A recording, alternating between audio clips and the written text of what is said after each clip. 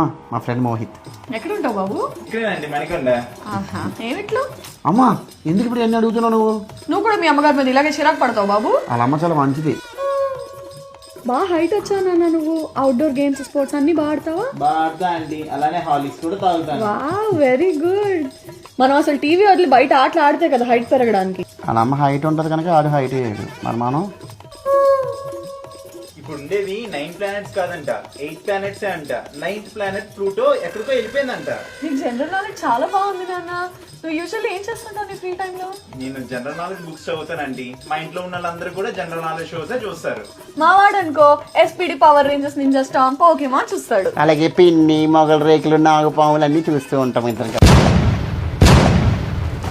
అవును, మొన్న రిజల్ట్స్ వచ్చాయి కదా, నీకు ఎన్ని పాయింట్స్ వచ్చాయి నాన్న? నాకు 9.5 వచ్చాయండి. మరి మనకేంటి 9.2 దగ్గర ఆగిపోయి. సుజాత గారు వాళ్ళ అబ్బాయి 9.8, అనురాధ లాంటి వాళ్ళ అబ్బాయి 9.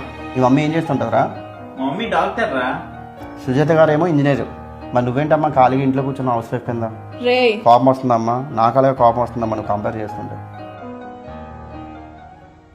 చాలా మంది చిన్నప్పుడు ఈ కంపారిజన్ ఫేస్ చేసి ఉంటాం కదా. సో మనం చేయగలిగింది ఏంటంటే అట్లీస్ట్ నెక్స్ట్ జనరేషన్కి ఈ ప్రెషర్ మనం క్రియేట్ చేయకుండా ఉండడం. ఈ కంపారిజన్ అనేది వాళ్ళలో ఇన్ఫీరియారిటీ తప్ప ఇంకేం క్రియేట్ చేయదు.